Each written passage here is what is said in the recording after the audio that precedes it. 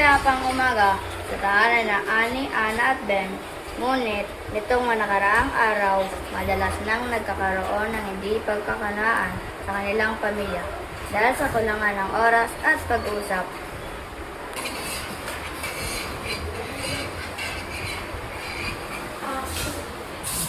Ana, Ane, at Ben, Alina, at Magalusan.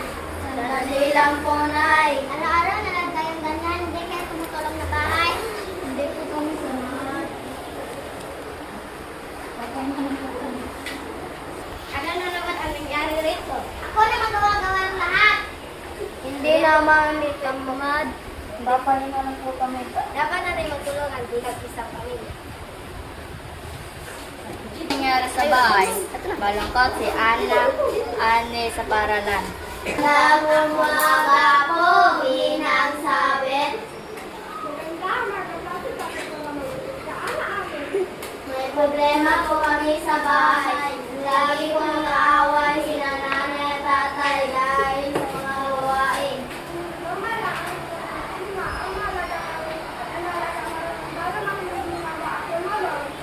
Opo, ma'am. Subukan po namin kausapin ang pamilya namin.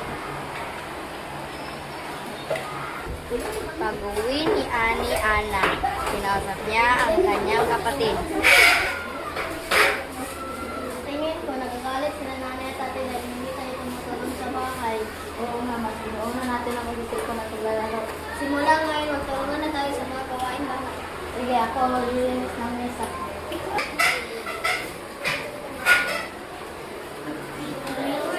Habang naglilinis ang magkapatid, dumating si Lolo.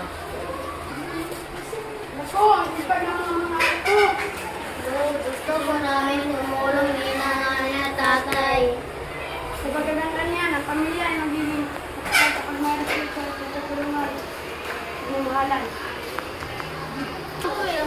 Pagdating ng gabi, ay nakatipuan ang buong pamilya. Nay, tay, pasensya na po kapag hindi kami tumulong noon. Simula ngayon, magiging sabi na kami. Salamat po, Nana. Masaya ako marinig niyan. Ang bawat mga nakaayon sa paglalang pangalan dito at Nay, Masaya ko lang magtingwan. at mas masaya na naman napakaunawaan ang pamilya. Pamilya ay hindi perpekto. Nagkakaroon ng hindi pagkakanawaan at alitan. Ngunit,